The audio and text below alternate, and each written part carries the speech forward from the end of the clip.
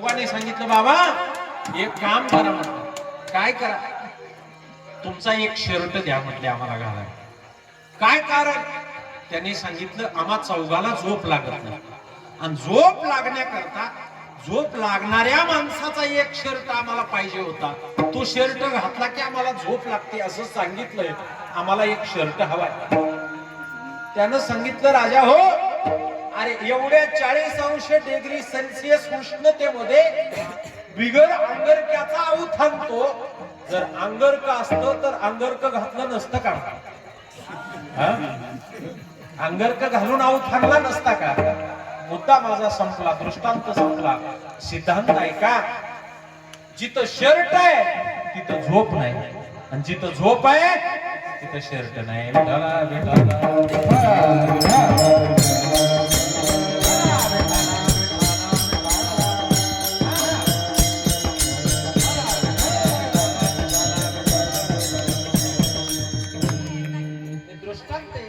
सांगितलं की हे जीवनाचं वास्तव आहे. या जगात हे वास्तव आहे महाराज. आम्ही ज्याच्या करता पळतो, ज्याच्या करता रात्र दिवस एक करतो, त्या सगळ्या गोष्टी आमच्या क्षणात संपणार आहेत, त्या क्षणात आमच्यापासून दूर जाणार आहेत.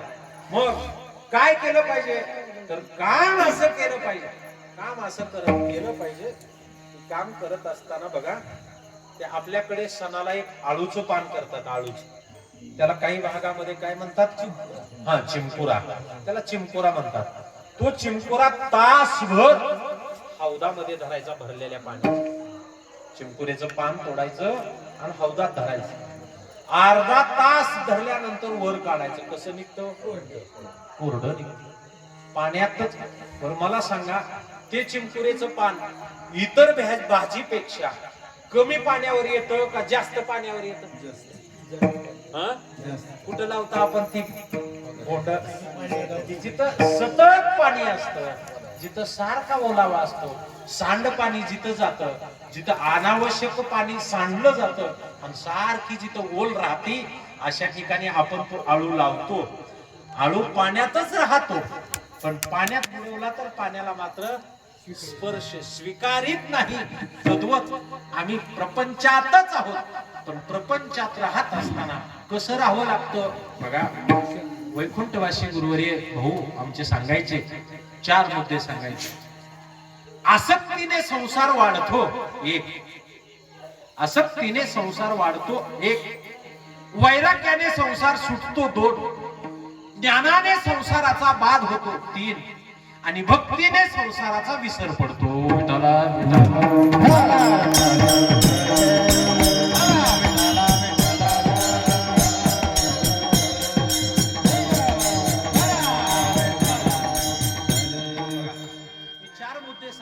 लक्षात आले का?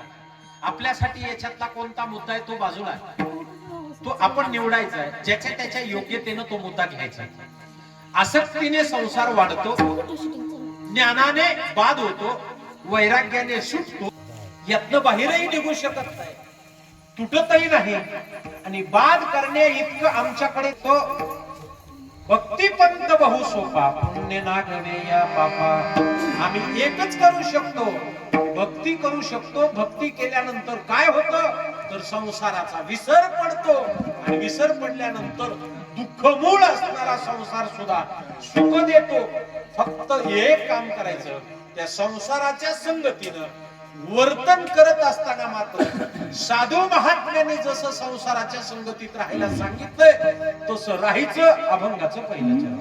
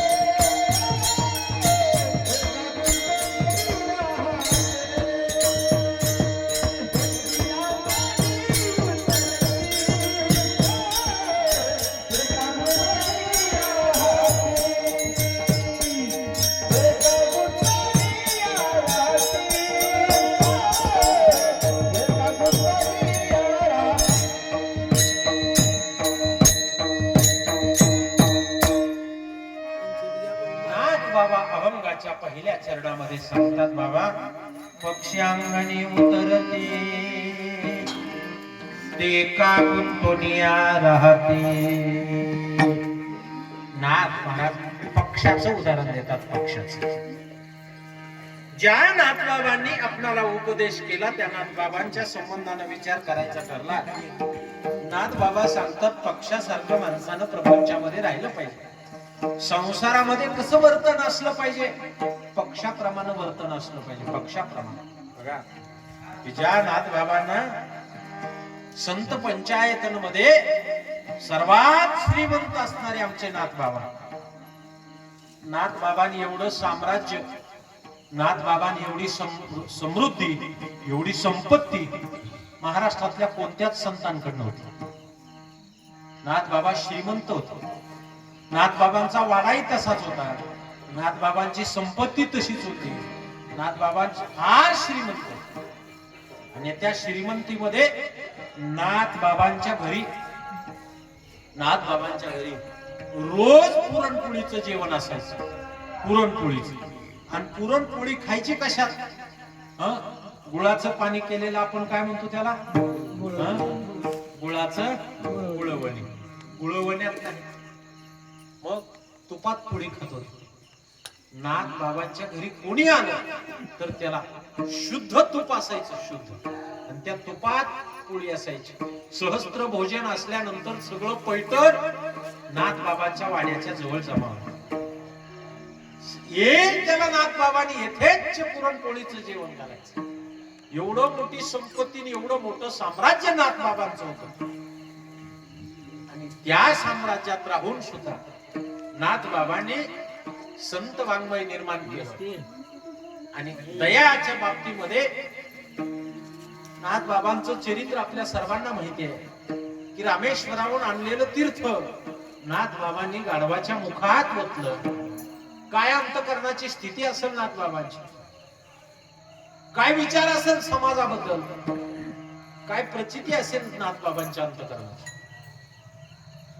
ते नाथबाबा तुमच्या आमच्या जीवनामध्ये तुम्हा आम्हाला उपदेश करतात. बाबा आलात ना जन्माला, हरकत नाही, भाग्यवान आहात. भरतखंडे नरदेह प्राप्ती हे तव परम भाग्याची संपत्ती. भरतखंडामध्ये आपण मनुष्य म्हणून जन्माला आलो हेच मोठं भाग्य आहे. आपणच आजच्या परिस्थितीमध्ये इराण मध्ये जन्माला आलो असतो तर तुम्हाला दक्षिणा दिला तरी कीर्तनाला आले असते का? तुम्ही म्हणले असते महाराज कुठून मिसाईल येईल आणि कुठून पडेल सांगता यायचं नाही. एवढं वातावरण थंड होऊ द्या मग कीर्तन करू. पण आमचं नशीब चांगलं आहे. आमच्या देशामध्ये पवित्र गंगा आहे. प्रभू रामचंद्रासारखा अवतार आहे. गोपाल कृष्णासारखा अवतार आमच्या देशात झाला. आणि हे देश साधू संतांच्या पदस्पर्शानं भगवंताच्या अवतारानं पुनीत आहे. या जगाच्या पाठीवर सगळे जीव जंतू पशु पक्षी सुद्धा गुण्या गोविंदानं आणि आनंदानं जर कुठं जगत असतील तर ती माझी भारत माता आहे. भरतखंडे नरदेह प्राप्ती हे तर परम भाग्याची संपत्ती. आमचं भाग्य आहे की या देशात आमचा जन्म झाला. पण नुसता या जन्मात या देशात जन्म होऊन भाग्य नाही, मग त्याही पेक्षा मोठे भाग्यवान आहेत आम्ही की आम्ही महाराष्ट्रात जन्माला आलो. आणि याच्याही पेक्षा मोठे भाग्यवान आहोत की आम्ही गोरोबा काकाच्या पंचकृषीत जन्माला आलो.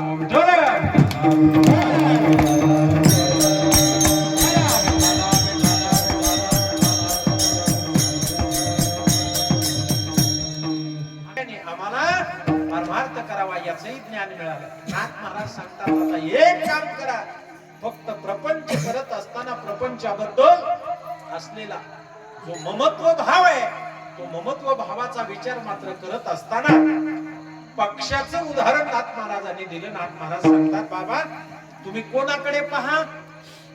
पक्षाकडे पहा. जीवन जगत असताना पक्षाचा विचार करा, पक्षाकडे पहा. पक्षी कसं जीवन जगतात आपले, त्यांच्याप्रमाणे त्यांचं अनुकरण करायला शिका. पण आमचा स्वभाव असा महाराज, आम्हाला अनुकरण अशा लोकांचं करायची सवय आहे आम्हाला की आमच्या ताकदीनं आम्हाला ती इच्छापूर्ती नाही करता आली तरी बळ बांधून आम्ही त्याची पूर्तता करण्याचा प्रयत्न करतो. आमच्याकडे जर टू व्हीलर असेल ना तर रात्र दिवस आमचा प्रयत्न असतो फोर व्हीलर करण्यासाठी. आणि आमचं जर एक मजली घर असेल तर रात्र दिवस प्रयत्न असतो 2 मजली करण्यासाठी. पण संत महात्मे सांगतात बाबा हेच ममत्व दुःखाला कारण आहे. हेच ममत्व दुःखाला कारण. बघा त्या पंचदशीकारांनी फार गोड दृष्टांत दिला. फार गोड. पंचदशी मध्ये एक ईश्वर सृष्टी, एक ईश्वर सृष्टी आहे आणि एक जीवाची सृष्टी आहे. जीवसृष्टीतली प्रत्येक गोष्ट दुःख देते आणि ईश्वर सृष्टीतली एकही गोष्ट दुःखही देत नाही सुखही देत नाही. याच्याकरता गोड एक उदाहरण दिले, दृष्टांत सांगितलंय. बघा रस्त्यामध्ये 500 रुपयाची नोट पडली होती. 500 रुपयाची नोट पडली. पाहिली 3 जणांनी. पाहिली किती जणांनी? 3 जणांनी. पाहिली 3 जणांनी घेण्यासाठी 2 जण धावले. घेण्यासाठी 2 जण धावले. नोट किती आहे? एकच नोट आहे. आणि घेणारे किती जण आहेत? 2 जण आहेत. एक जण हल्ला नाही जाग्यावर, 2 पळाले. आता 2 पळाल्यानंतर नोट एक आहे. किती जणाला भेटणार आहे नोट? नोट 1 जणालाच भेटणार. जो धावत पळत गेला, पहिल्यांदा गेला, त्याला ती नोट सापडली. ज्याला नोट सापडली त्याला काय झालं? आनंद झाला. ज्याला नोट सापडली नाही त्याला काय झालं? दुःख झालं. त्याला दुःख झालं. आणि जो नोट घ्यायला धावलाच नाही त्याला काय झालं?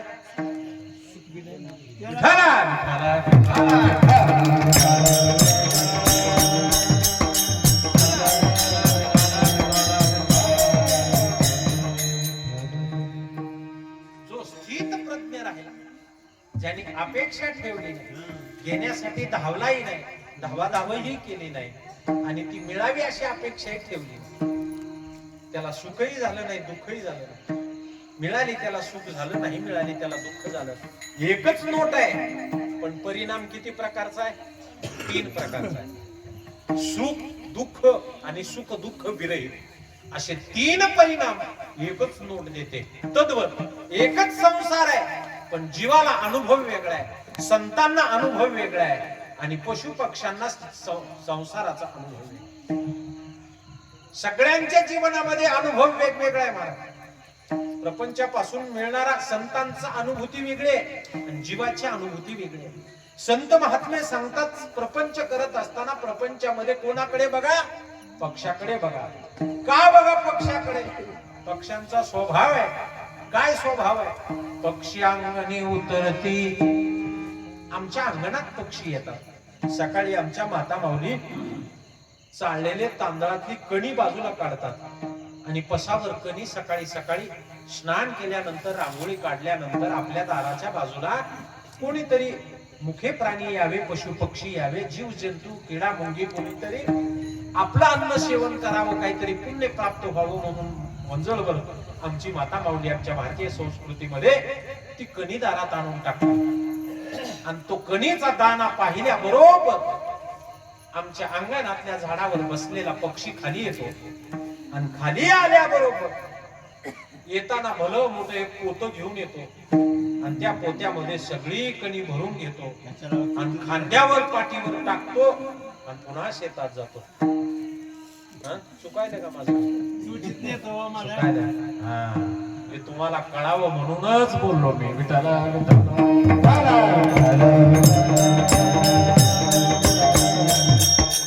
आता तुमच्या लक्षात आहे पण हीच गोष्ट सकाळी तुमच्या लक्षात राहील का नाही मोठी शंका आहे. बाबा लक्षात आलं का तुमच्या?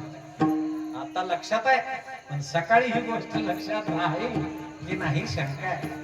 मुद्दा एवढाच आहे. पक्षी अंगणी उतरते टेका गुंतवणिया राहते. अंगणात उतरल्याबरोबर चोचीमध्ये एकच दाना घेतात आणि पुन्हा आकाशामध्ये निघून जातात. दुपार शांत राहा. दुपारची भ्रांत नाही, संध्याकाळची भ्रांत नाही, उद्या सकाळची भ्रांत नाही, संध्याकाळची भ्रांत नाही. महाराज चोचीत दाना भेटला का समाधान झाला. पक्षी अंगणी उतरते टेका गुंतवणिया राहते. बाबा सांगतात तैसे असावे संसारी. संसारिकानं कसं असावं तर संसारिकानं पक्षासारखा असावं. की ज्याप्रमाणे पक्षी कुणाची भ्रांत करत नाही, उद्याची भ्रांत करत नाही. आता मिळालं ना पोटभर झालं. प्रारब्ध वशामध्ये देव अहो तुमचा जन्म होण्या अगोदर तुमच्या आईच्या स्तनामध्ये दूध निर्माण करणारा भगवान परमात्मा तुम्हाला जन्म दिल्यानंतर उपाशी राहू देईल का? त्याची भ्रांत तुम्ही नका करू. त्याची भ्रांत देव करणार आहे. तुमच्या अन्न मान धनाचं सगळं नियोजन देवाने तुम्ही जन्माला यायच्या अगोदर केलेलं. त्याच्यामुळं संत महात्मे सांगतात बाबा पक्षी अंगणी उतरती ते का गुंतुनिया राहती तैसे असावे संसारी जोवरी प्राचीनामध्ये आहे तोपर्यंत आम्ही प्रारब्ध वशात एक दाना चोचीमध्ये घेऊन निघून जातात. आमची माता माऊली दररोज दाणे टाकते आणि दर दिवशी दाणे उचलून पक्षाला सवय होते. पक्षाला माहिती होतं की या पिंपळाच्या झाडाखालच्या घरामध्ये त्या घरातली माता माऊली दररोज आम्हाला दाणे टाकते आणि दररोज दाणे टाकते याच्या अपेक्षेनं तो पक्षी दररोज पिंपळावर येतो आणि पिंपळावर येता जाता त्याच्या लक्षात येतं की हे दाणे टिकण्याकरता एवढ्या लांबून येण्यापेक्षा आपण या पिंपळाला छोटासा खोपा केला तर चालेल. काय केला तर चालेल? एक छोटासा खोपा केला तर चालेल. आणि कालांतराने तो पक्षी त्याच झाडाला एक छोटासा खोपा करतो आणि तिथंच राहतो. नाथ महाराजांच्या लक्षात आलं की बाबा संसारिकांना उपदेश करत असताना आम्ही पक्षाचा उपदेश केला. पक्षाकडे पाहून जीवन जगा आम्ही असा उपदेश केला. गोष्ट खरी आहे. पण आम्ही त्या दाण्याकडे न पाहता आम्ही त्या पक्षाच्या खोप्याकडे पाहिलं तर आमच्या कदाचित विचारामध्ये विक्षेप निर्माण होईल आणि आम्ही सुद्धा तसंच खोप्यासारखं त्या पक्षासारखं खोपा करण्याचा प्रयत्न करू. नाथ महाराजांनी सांगितलं की हा सुद्धा दृष्टांत कमी आहे. मग संसारिकांना दृष्टांत देत असताना संसारिकांना कसा संसार करावा हे सांगण्याकरता नाथ बाबांनी सांगितलं बाबा तुम्ही एक काम करा. तुम्ही पक्षासारखं जर नाही जगलात तर दुसरं उदाहरण मी तुम्हाला सांगतो की तुम्ही यांच्यासारखं जगा. अभंगाचं तिसरं चरण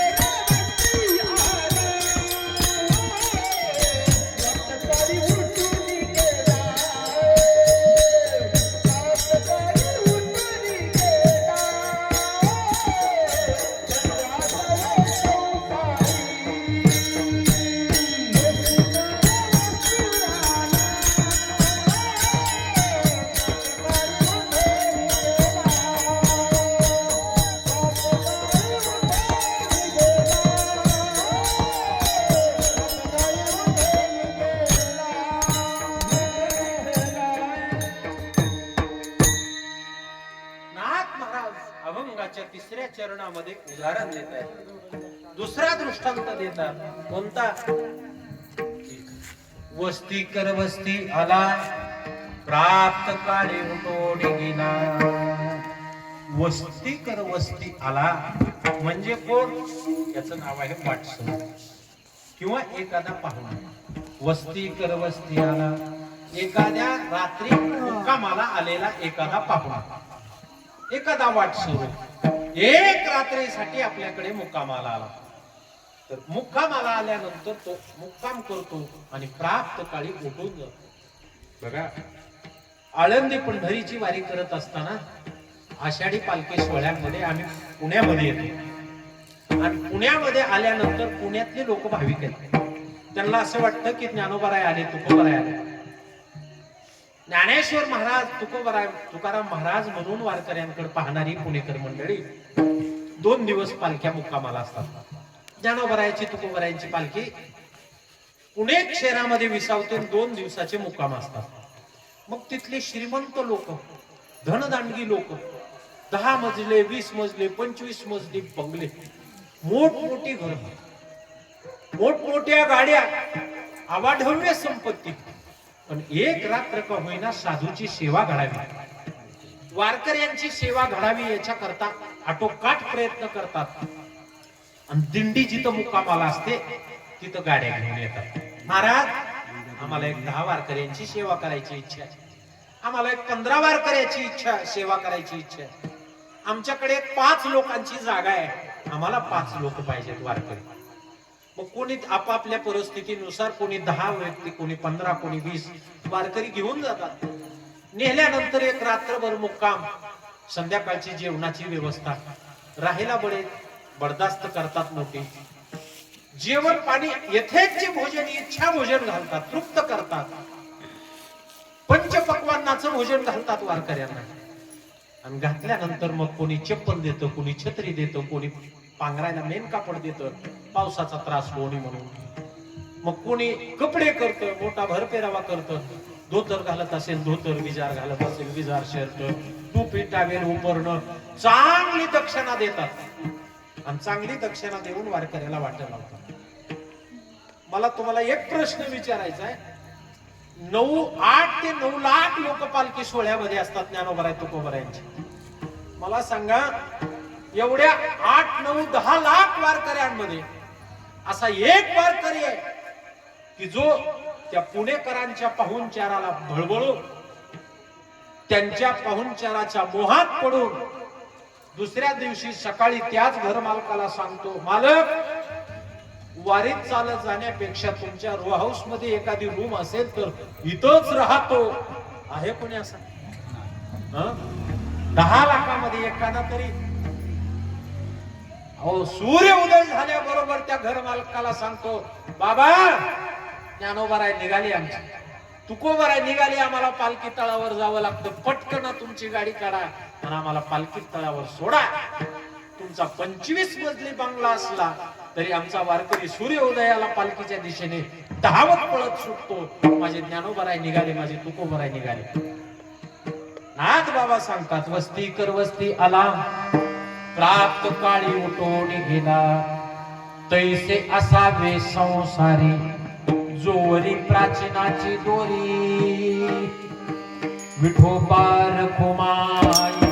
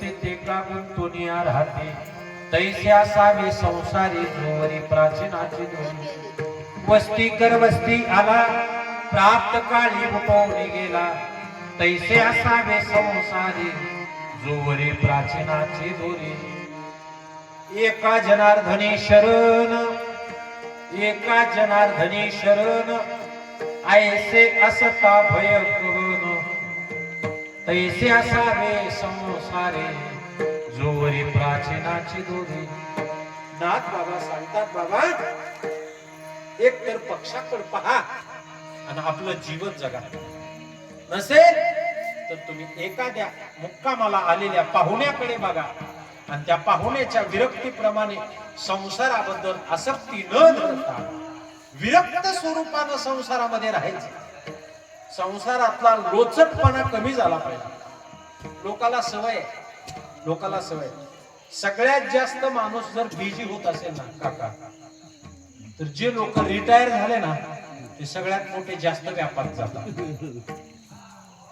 लोकांचा असा समज असतो काय साहेब झाली का ड्युटी हो हो झाली म्हणले आता महिना झाला मोकळा झाला आणि जसा मोकळा होतो तसा लेकरांना शाळेत सोडायचं यांच्याकडे घरी दुधाचं पाकिट आणायचं यांच्याकडे शाळा सुटल्यावर लेकरं घरी आणायची यांच्याकडे मग पत्नीचा दवाखाना करायचा यांच्याकडे शेतातलं काय कमी जास्ती बघायचं यांच्याकडे पाहुण्या रावळ्याचा कार्यक्रम आला यांच्याकडे मग त्यांना विचारलं चला पंढरपूरला काय महाराज काय सवड आहे आम्हाला आता कधी सवड होणार आहे सरकारनं याच्यासाठीच तुम्हाला सेवानिवृत्ती दिली 60 वर्ष झाले आमच्या साहेबांसारखं धोतर घालायचं पाटील धोतर घालून अगदी परमार्थामध्ये तत्परतेने हजर असतात सप्त्यामध्ये एकदा नोकरी संपली पुन्हा विचार नाही ना पुन्हा प्रपंच झाला गेला आता तो स्वाधीन करायचा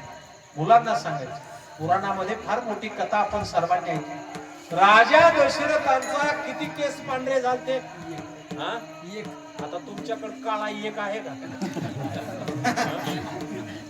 एक तरी काळा शिल्लक आहे एक पांढरा झाला राजा दशरथांनी राज्य गादी सोडली बघा म्हटले आता तुमचं तुम्ही बघा पण आमच्या चाव्या आम्ही गेल्यानंतर मुलांना तोडून काढाव्या लागतात चाव्या आमच्या कमराच्या तोडून आम्ही आमच्या हाताने द्यायला तरी तयार नाहीतच त्यांनी तोडून घ्याव्या लागतात मुद्दा एवढाच आहे की प्रपंच करत असताना तुम्ही कितीही करा अशी अनेक उदाहरणं मी पाहिलेत मी खूप पोरांची भांडणं मिटवायचं काम असतं माझ्या पोरांचा समूह मोठा आहे मग सगळ्या पोरांच्या घरी कुठं काय झालं तर त्यांना वाटतं महाराजाचं पोरग ऐकत आहे महाराज या की संध्याकाळी घरी आम्हाला माहित असतं संध्याकाळी काय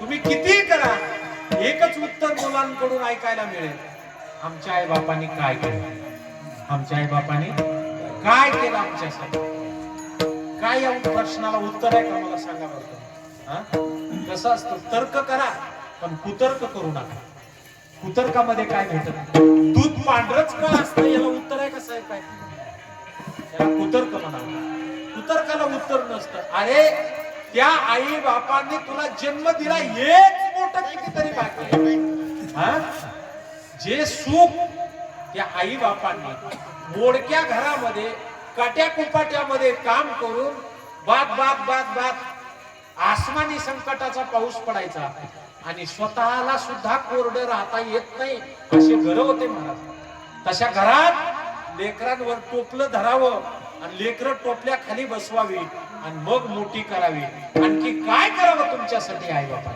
काय केलं पाहिजे अहो आपल्या देहाचा चमडा काढला आणि त्यांना चिपल्या केल्या तरी सुद्धा त्यांचे उपकार फिटणार नाही त्या आईंचे उपकार फिटणार नाही आज आमचे दत्तासाहेब 15 लाखाची गाडी घेऊन फिरतायत कोणाच्या जीवावर आहे की ज्या आई वडिलांचा ऐश्वर्य ज्या आई वडिलांनी जन्म दिला आणि त्यांच्या जन्माला पोटी जन्माला येऊन त्यांचं दारिद्र्य घालवलं आज काय त्या आईचं समाधान असेल की लेकर सगळ्याच चांगलं आहे म्हणली म्हातारी मला सगळ्याच चांगलं आहे हा आनंद तुम्हाला पाहायला मिळाला पाहिजे हा आनंद घराघरातला त्या प्रत्येक व्यक्तीच्या चेहऱ्यावर उमटला पाहिजे आणि ह्याची काळजी त्या घरातल्या तरुण मुलांनी घेतली पाहिजे की माझ्या घरात माझी आई माझे वडील माझ्याकडे पाहिल्यानंतर समाधान पावले पाहिजे. बस मुलाला जन्म दिला, माझा जन्म कृतार्थ झाला. अरे तो एवढा भगवत भक्तीला तत्पर आहे, प्रपंचाला तत्पर आहे, मुलाबाळांच्या शिक्षणासाठी तत्पर आहे, प्रपंचात एवढा दक्ष आहे आणि आमची रात्रंदिवस काळजी घेतो. याच्यापेक्षा काय ऐश्वर्य? त्यांची काय इच्छा आहे तुमच्याकडून? काही इच्छा नाही. त्यांची एकच इच्छा आहे, स्वधर्माचं आचरण करा. आपला धर्म सोडू नका, स्वधर्माचं आचरण करा, निर्व्यसनी राहा, संपत्ती भरपूर भरपूर भरपूर कमवा, पण संपत्तीचा उपयोग धर्मासाठी करा. देव देश धर्मासाठी प्राण घेत राहते. शूर आम्ही सरदार, आम्हाला काय कुणाची भीती. आपण भारत देशात जन्माला आलो ना, पहिलं प्राधान्य द्या देशाला. देश, दुसरं प्राधान्य द्या देव, आणि तिसरं प्राधान्य द्या धर्म. काही झालं तरी आपला धर्म, देश, देव या तीन सेवा मरेपर्यंत सोडू नका. देशासाठी बैमान व्हायचं नाही, देशातल्या कुठल्या गोष्टीसाठी आपण बैमान राहायचं नाही, देवाला विसरायचं नाही आणि आपला धर्म सोडायचा नाही. या तीन गोष्टी जीवनामध्ये करा, घरातली सगळी माणसं समाधानी ठेवा. याच्यापेक्षा मोठा परमार्थ काय असू शकतो? काय असू शकतो? प्रपंच तर सगळ्यांनाच करायचा आहे. ज्ञानोबा, सोपान काका, मुक्ताबाई, निवृत्ती दादा हे चार भावंड सोडले तर महाराष्ट्रातल्या सगळ्या संतांनी सुखे करावा संसार, संसारी असावे आसोनी नसावे, भजन करावे वेळोवेळी. सांगतात बाबा संसारात तर राहायचंय, मुलं बाळ त्यागायची नाहीत, मुलं बाळ असलीच पाहिजे, केलंच पाहिजे. धर्म ही जगत उत्पत्तीसाठीच आहे सगळं. पण हे करत असताना विधीने सेवन विषय त्यागाते समान, या सगळ्या गोष्टी विधी निषेध पाहून करायच्या. एवढं करा, जीवनाचं कल्याण झाल्याशिवाय राहणार नाही. तुम्हाला ते सुख जे नाथ बाबांना अपेक्षित आहे, जे तुकोबरायांना अपेक्षित आहे, जे प्रपंचामध्ये सावतोबांना अपेक्षित आहे, ते सुख मिळाल्याशिवाय राहणार नाही. याच्या करता एवढीच त्रिसूत्री ध्यानात ठेवा. म्हणून जाता जाता पुनश्च एकदा या परिवाराला धन्यवाद देतो की बाबा, प्रपंचात राहून सुद्धा आमच्या सोनटके साहेबांनी, राजकारणी पिंड आहे, राजकारणी पेशे आहे, परंतु परमार्थाबद्दल मोठं प्रेम आहे. आपल्या वडिलांच्या प्रेत्यार्थ भगवत चिंतन रूपी सेवा व्हावी याच्या करता हा सगळा अट्टहास करून सर्वांना आपल्याला निमंत्रित केलं. भगवत चिंतनाची सेवा आयोजित केली. तुम्हा सर्व गायक वादकांच्या सहकार्याने वैकुंठवासी त्यांचे तीर्थस्वरूप आदरणीय रंगराव रामा सोनटके बाबांना पुण्य प्राप्त व्हावं. तुम्ही केलेलं ज्ञानदान, अन्नदान, वस्त्रदान याच्या माध्यमातून प्राप्त होणारं पुण्य त्यांना सद्गती प्राप्त होण्याकरता प्राप्त व्हावं, एवढीच अपेक्षा बाळगायची. पुण्य उभे राहू आता संतांचे या कारणे, या कारणासाठी हे पुण्य उभा राहावं एवढी अपेक्षा बाळगायची आणि थांबायचं. मोठे प्रेमाने एकदा भजन करा. ज्ञानेश्वर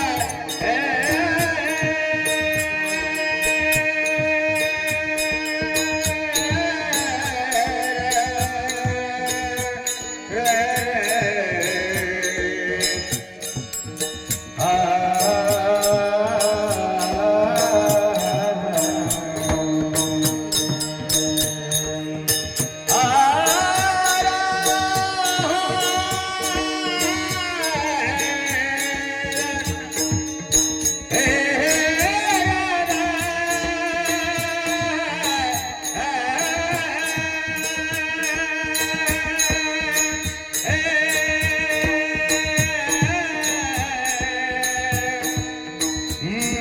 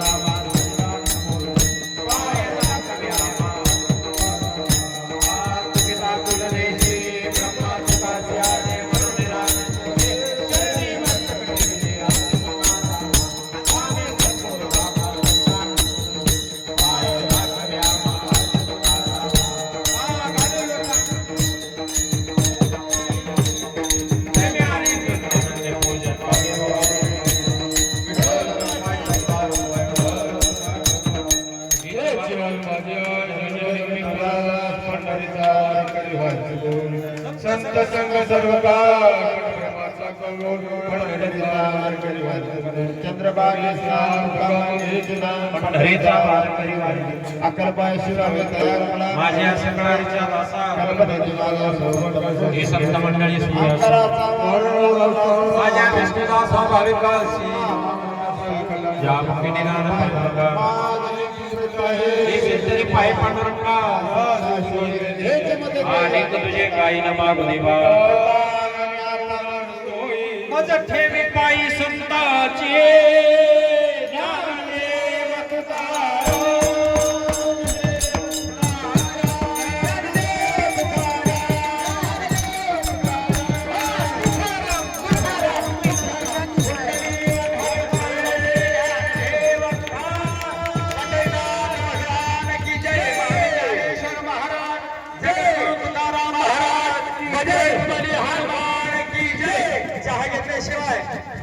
कोणी माणसाच्या बाहेर जाऊ नये.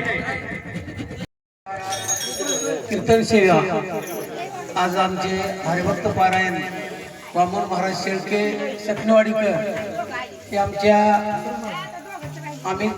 चौघा भावांच्या विनंतीला दोन बहिणीच्या विनंतीला मान देऊन आज आमच्या घरी त्यांनी त्यांची कीर्तन रूपी सेवा पार पाडली.